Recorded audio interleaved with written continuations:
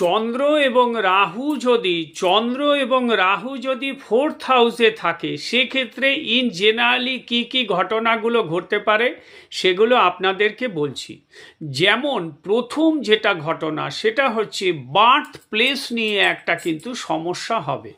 Birth প্লেসটা মানে যেখানে জাতক বসবাস করবে সেই জায়গাটাতে সে সারা জীবন টিকে থাকতে পারবে না, তাকে চেঞ্জ করতেই হবে।